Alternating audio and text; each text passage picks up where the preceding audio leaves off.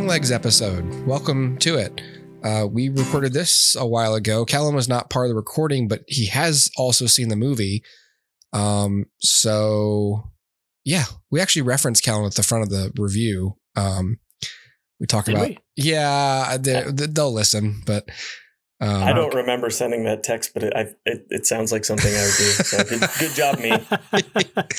Yeah, and I repeated the cycle and paid it forward to Dustin while he was watching this. Me. All right, this is the. Go ahead. I've also quoted that to my girlfriend who has not seen it, and she is like, I don't even know what it is, but you need to stop doing that because it's scary. And I'm like, it's actually kind of funny. To be honest with you. Yeah, right. Maybe, enjoy the episode. Maybe you'll get some quick thoughts from Kellen at the end. I don't know. We'll find out in a few seconds.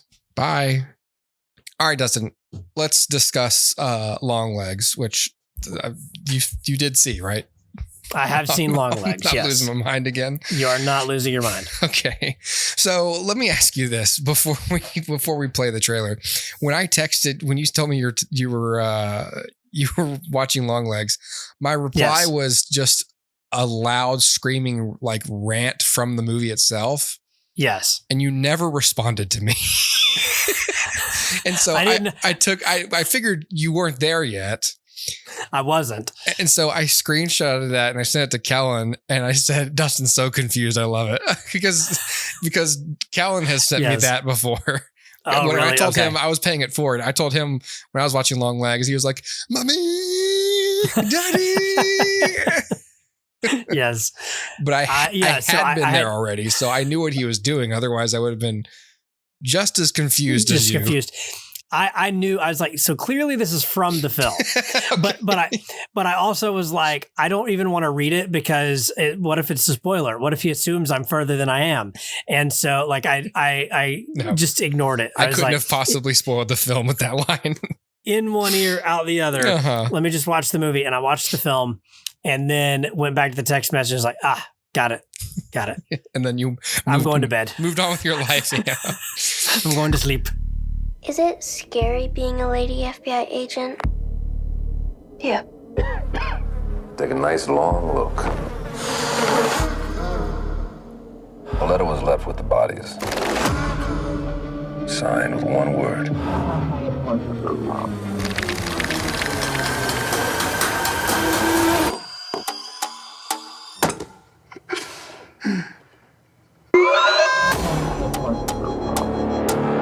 I saw a beast rise up out of the sea with 7 heads and 10 horns. And on his horns he wore 10 crowns. And on each head was written a blasphemous name. What aren't you telling me? He'll kill and kill again. I know you're not afraid of a little bit of dark. Because you are the dark. Do you still say your prayers? Never once. They scared me. Hello? You could have made nice with me. But you didn't. And that has led to all of this. All right, this is another delicious writer-director film. This is written and directed by Osgood Perkins, who I only after the fact the other day realized is the son of Anthony Perkins. That is correct. I thought this said elderly son. Elder son. The elderly son. Jeez, Wikipedia. That's pretty ageist. Hold on. How old is he? He's 51. That's not elderly. He's the elder son, but I read that as elderly. The elderly son. Osgood Perkins. The son of Anthony Perkins, who of course famously played Norman Bates in Psycho.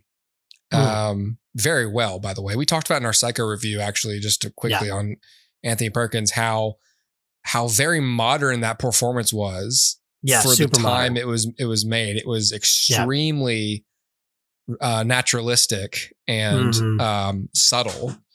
Yes. Very, very, very well aged performance. So absolutely. It actually gets better as you watch it more and more. You're like, I can just appreciate every square inch of this.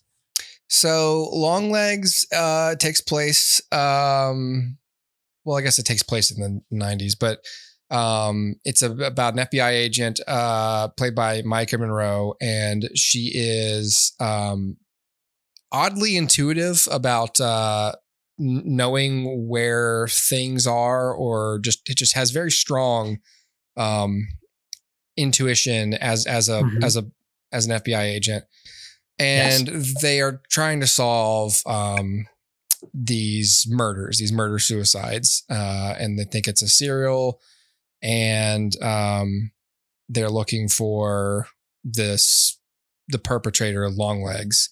And as the movie's going on, she's having memories from her childhood, because her childhood had some stuff in it, and that's she's trying to solve a mystery. It's a crime. Yes. And so we've also got Blair Underwood in here, Alicia Witt, who I know from Justified, and of course Nicolas Cage as the titular Longlegs. Mike Monroe, you would know from It Follows, which we've also talked about probably in the last year or so on the show. And she was good in that one too. She's great in this. So Dustin, you saw this recently. What did you think of Longlegs? Yeah, I really enjoyed it. I think it's one of those films that's super well shot.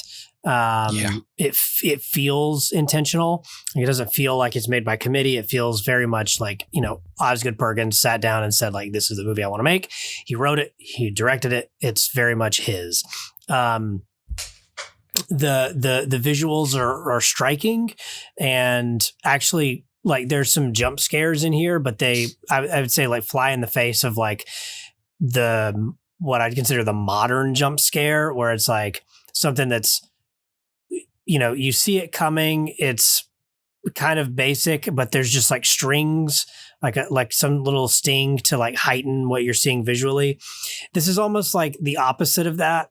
Like even if you see it coming sometimes, I'd say for the most part, I didn't. And he knew how to play with that convention. There's a moment in the film where Micah Monroe is sitting at a desk, and behind her it's framed so there's a doorway behind her, and the entire shot you're tense because you're like, something's going to be in the doorway, and the shot lingers for like 2 minutes. I don't know how long it is. It's forever, and the whole time I'm just looking at that doorway like something's about to happen, and nothing ever happens, and you're like, oh. It's one of those movies. It's like trying to do something different. So he sets up clear opportunity for jump scare and ignores it, so that when he sets one up, you don't see it coming. And I think that's really effective. And it's less about the sting and more about the visual. And so for me, one of the most striking moments happens in the very first scene. You have this little girl who is in her yard, and she's kind of like looking around, and there's something off-putting in all of these shots of like what would be her POV, looking at like these bushes and looking over here, and there's like a bird bath or whatever it is. I mean, it's yard stuff. And then like she turns around, and there's a character there that's super unsettling, but it was like, you see it coming, but you don't know when, and you don't know how. And when it hits, it was super like unnerving to me. So it's not a jump scare in the sense of like, whoa, a shot of adrenaline. It's a jump scare in like, whoa, that's like spine shivering. And so I enjoyed those elements of the film. And like I said, it's super well made.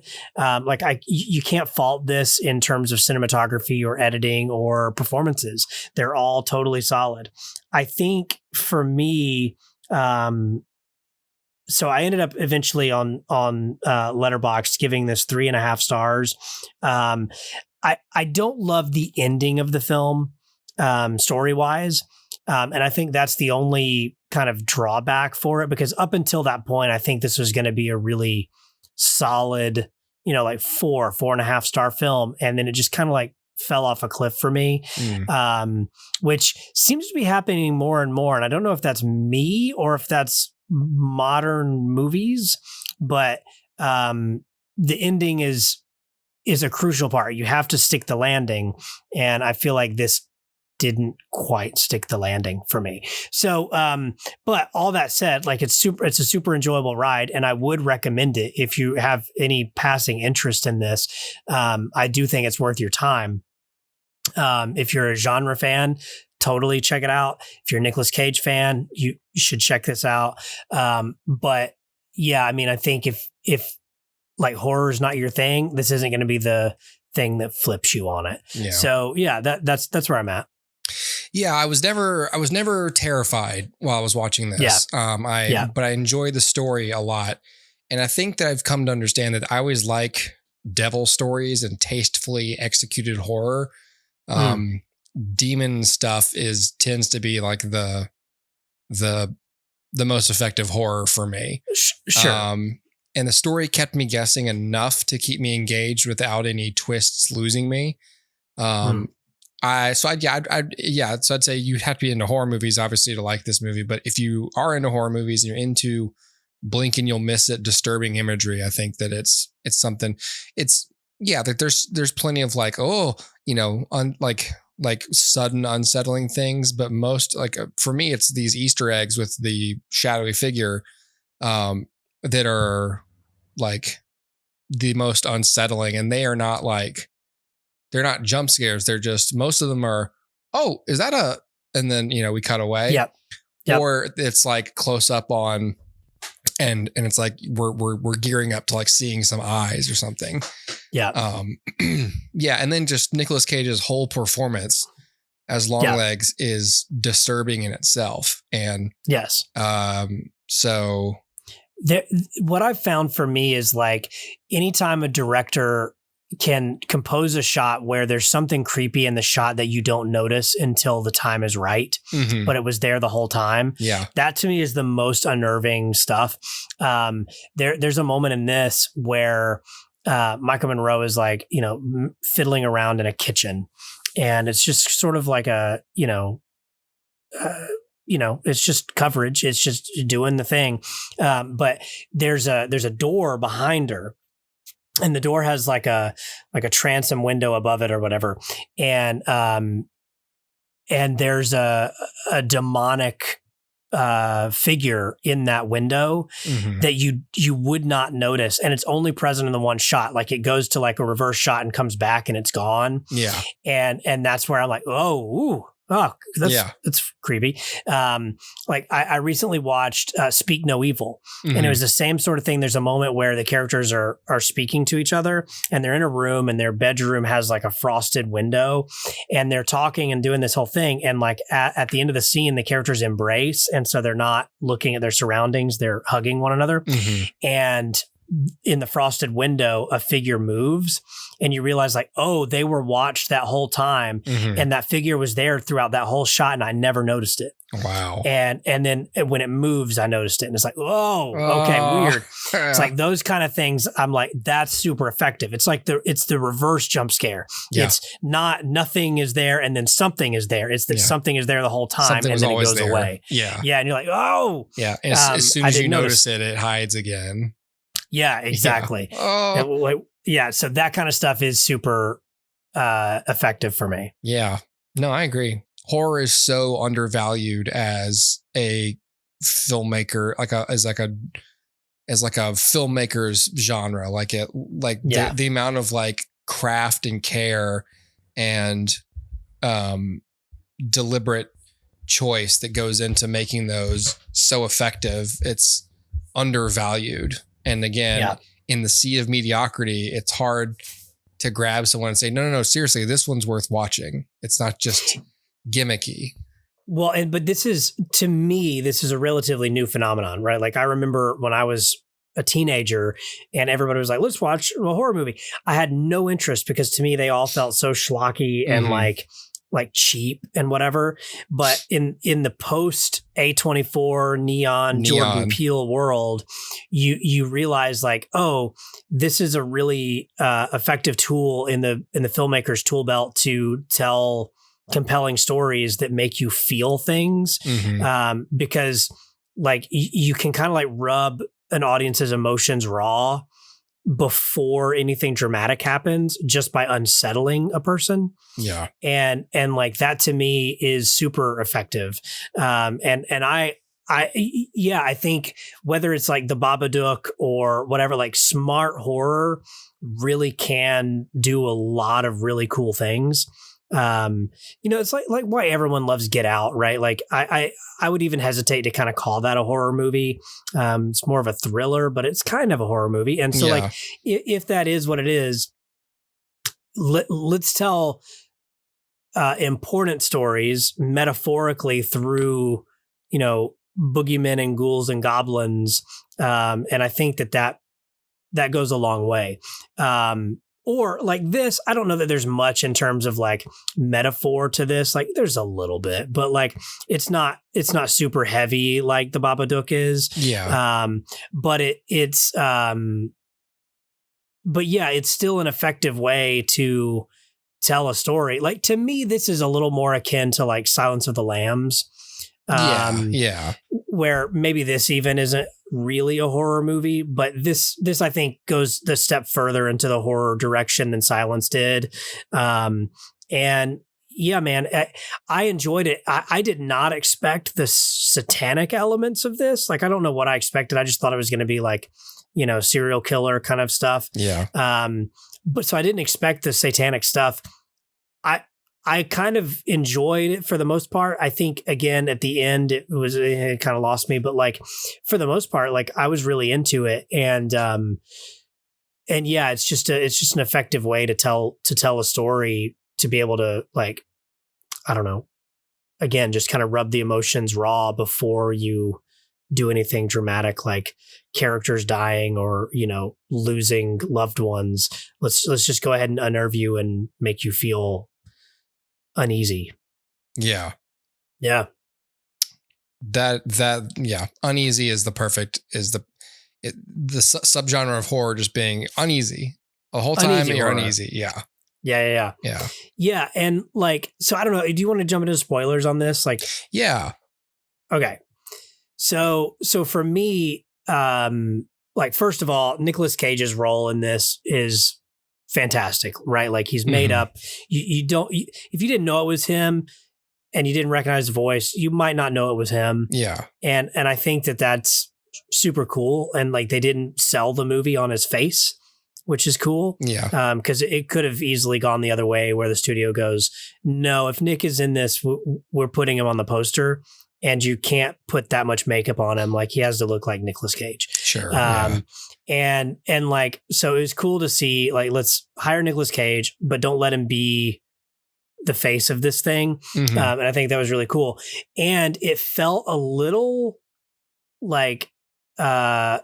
Like, I don't want to compare it to Psycho, but like kind of Psycho, where in Psycho, you lose your protagonist, after the first act. Right. In this, we kind of lost our antagonist after the second act. Yeah. And I think that was an interesting choice. It worked to varying degrees for me. But I think that still his presence loomed large, and Nicolas Cage did a great job with it, especially that last scene where he's like, "Hail Satan," and smacks his face on the table. Yeah. It's like, oh, okay. Yeah. Crazy. Yeah. And I think that it obviously, like, you couldn't say in the marketing, like, that the real antagonist is the devil, Yeah, right. Yes. Longlegs is dead, but he's merely a vessel for helping create these dolls that Yeah. that carry the devil inside it. It's just, it's so creepy. Well, see, and it is, but that's the part that didn't work for me. Mm-hmm. Like the idea of like, I don't know, seeding the devil or your soul into these objects and then pushing them off. It just felt like, I don't know, that was a little bit of a step too far for me. I would have much rather, and then like couple that with the reveal of Micah Monroe's mother being the co-collaborator or whatever. Like for me, it's like, okay, I saw that coming because there's only one other character in this film. It has to be someone we know. I wonder who. And so I'm like, okay, great. But like that whole section, like that's where it started to lose me. Where I'm like, okay, I would much rather Longlegs had stuck around and the final confrontation had been with him directly, even if it was like Satan through him. Or something, but like the idea of like him being gone and then it being what I would consider a lesser antagonist, someone with a less creepy. Get wrecked, Satan. Yeah, a less creepy, like the mother is not nearly as unnerving as Longlegs is. Yeah. And then you have Satan, but like he's kind of unseen in this for the most part. And so I don't know, it just feels a little like a letdown for me. So by the time we get to that final confrontation with the mother and all, the idea of like having to kill your own mother or whatever to stop this thing from happening, it's kind of lost on me because by that point, like, it feels like the character is not really the character, and it's not like Lee has a great relationship with her. So there's not really like I hate to have to do this. Yeah. Maybe if it was that she had never done anything and then was suddenly possessed after Longlegs dies and they had a great relationship up to that point, then it would feel more tragic. Yeah. But it didn't feel tragic. And so it didn't work, and like her performance wasn't as bombastic as Nicolas Cage's is, as most people aren't up to that level. Sure. And then yeah, like it just felt, I don't know, it just felt like a little bit of a letdown. I'm okay with where it ended, this idea that like, is it gone or is it not? Sure, whatever. But like the idea of it all ending in that way with those characters in that house just felt a little too, okay. So it lost me there, but up till that point, like I was digging it. Yeah, I think I'm always like, I settle into movies so quickly, and like I don't tend to notice there's only a few characters here. Like I saw her mom and I was just like, oh, this is just coloring for, her mindset. I never think that they will ever do anything with those characters. Yeah. And most of the time I'm wrong. And it's probably because like my brain like wants them to not do that, to not make the obvious choice and just, no, her mom was just there because she's a fucked up lady and she fucked up her daughter, Yeah. Not like, oh, and she's the villain too, I like when you just cast people and it's like, yeah, your job is just to be a damaged person. Yes. That's it. You don't have a genre role in this horror film. You are just a supporting character. Just a role. Yeah. Right. It's just a role like any other drama. Like just think of it like that. Not, and at the end, you're going to be the devil. Yeah. Right. Yes. Yeah, it would be a little more effective if it was like you dropped like Lorelai and Rory Gilmore into this story, and then and then Lorelai gets possessed at the end and Rory has to kill her. Yeah, right. Well, there you go, because that would Gilmore be Ghouls. Gilmore Ghouls. This has to be a thing now. You'd have her. She's like, Mom, if that's really you, what did we name the dog? And she's like, oh, Tony Blair. And she's like, no, it was Paul Anka, Mom. Oh, I've never seen Gilmore Girls, so I don't have anything to... Okay. But fine. The only thing I can say is Luke's Diner. Oh, I know that reference. Spook's Diner. Ooh. Yeah, that's all I know. But yeah, man, like I would have appreciated if it was more tragic. I don't know. It feels weird, but like, yeah, I was going, okay. All right. Lee's looking for a conspirator in this whole thing. Who do we got? We got the police guy. We got the police girl. Somebody hand me the call sheet. Yeah, we got the mom. Yeah. All right, it's the mom. Yeah, cool. The reveal's lost on me. I think what maybe helped pilot me away from that was it felt like they were, with her clairvoyance and even, and like the FBI and most people being like, how do you know these, that like it starts to look like she knows suspiciously a lot about this. And so I thought they were setting it up as, oh, it's her. She's the conspirator. Like she's the co-conspirator and she just doesn't know it. But like clearly, like obviously that's her in the beginning as the little girl. And like, you know, why else would she know these things? But what's the game? Yeah. Like, why would that benefit the villain? You know? Sure. And so then when it's her mom, it's like, oh, that's way more interesting than it was you. Sure. It was the protagonist. It was you all along. Because I think that would have been a worse choice. It's like, oh yeah, it was you. It's like, yeah, I agree. Oh yeah, well you've certainly been setting that up the whole time. Yeah, right. So maybe that's what it was. Is I was just expecting them to say, oh, it was you in some hacky way, or maybe a not hacky way, but nonetheless predictable. I have this weird thing with specifically like satanic or demonic kind of things where like, so there's kind of two ways you can go with this. There's like a more mythological Satan and then a biblical Satan.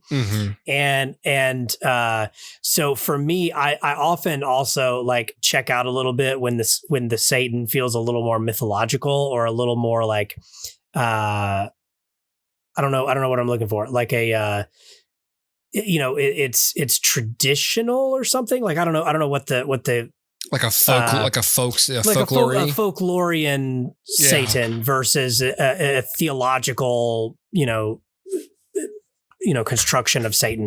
But like, for me also, like maybe that's where part of it's lost on me where, okay, we have these little orbs or whatever, and we can put the Satan or our soul into it. And I'm like, well, there's no like theological basis for this. And so my brain starts to check out. So maybe that's also part of it where, you know, I'm like, okay, I don't know if that's a folklore thing. I don't know about it. Like whatever. It's certainly not biblical. But like, yeah. So maybe that's also part of it is like, it loses me for that reason. But the first two acts of this thing are great. It's just that last act for me is where it fell apart. And so, and I can pinpoint the exact moment. The exact moment that it fell apart for me is Lee sees her mother in like the backyard, and the mother has the doll or whatever, and she's going to shoot the doll, and she shoots the doll, and there's a visual like darkness that comes out of Lee, like out of her head. And I was like, and you lost me. Like, that's where it happened. Because I'm like, yeah, see, that's where you've now crossed into like, this almost can't be a metaphor anymore. You've solidified this as being a true thing because it's visualized. Yeah. And so now, like, any metaphor that might have happened where this is about like relationship with parents, or this is about like childhood trauma, or this is whatever, it kind of goes away because now it's about a legitimate presence that was in your brain that's now gone or whatever. And I'm like, okay, so the metaphor, you broke the metaphor by doubling down on the physicality of it, like the actual tangibility of this thing. And so that's where it lost me. And I think from there is where I start to like dovetail and like spiral down into like, okay, well, this doesn't make sense. Oh, well, of course it's going to be at the girl's birthday party. All right, they set that up. I saw it. Of course it's going to be the thing. He's going to take the wife into the kitchen and kill her. why aren't you stopping him? Like, you're just going to watch it happen. Yeah. You know, and it's like all these things where now I'm out of the movie. Right. And I think if they had never shown the visual of that, maybe I would have stayed in it.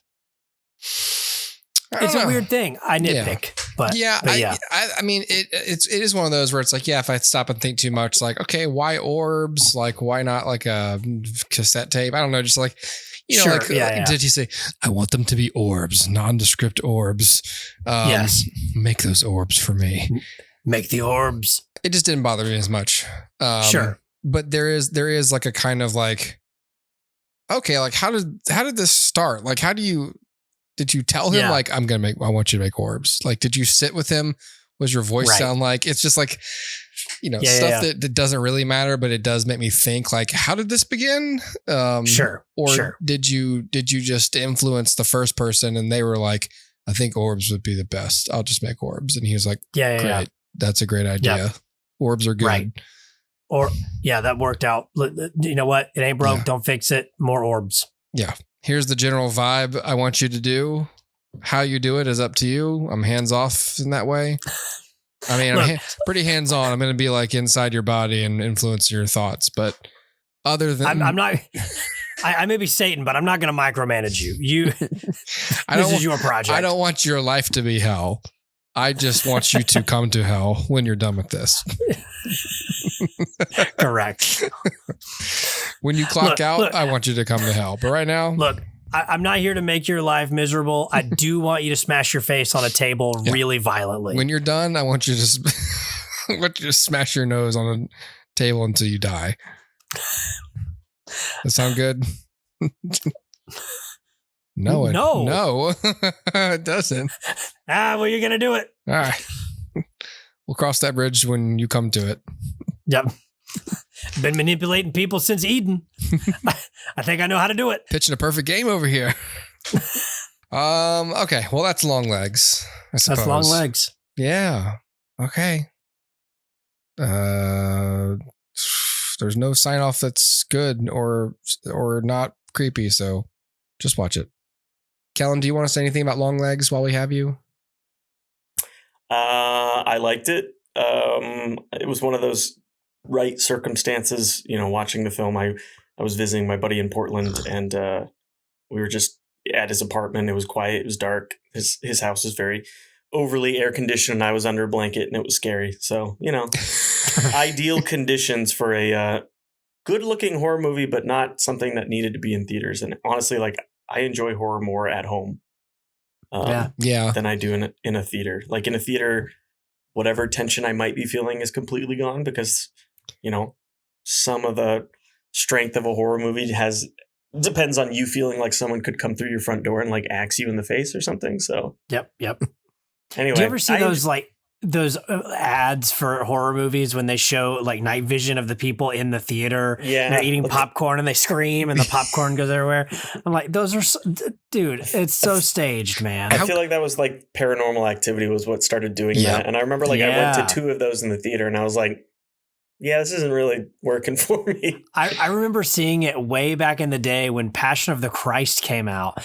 I remember them, like the marketing campaign was showing videos of people watching it and just like crying. And I'm like, I don't think, okay. Thought you were going to say they were watching it and they were screaming and throwing popcorn. Well, it's a good thing they didn't, you know, film any theaters during Schindler's List or they would have seen Jerry Seinfeld and his girlfriend making it. I watched that episode today. During Schindler's List? That was some list. No, some list. Judge Reinhold at the end at the airplane gate, he was like, I could have done more. Yes. Anyway. All right. Well, that's Longlegs, everybody. Enjoy it.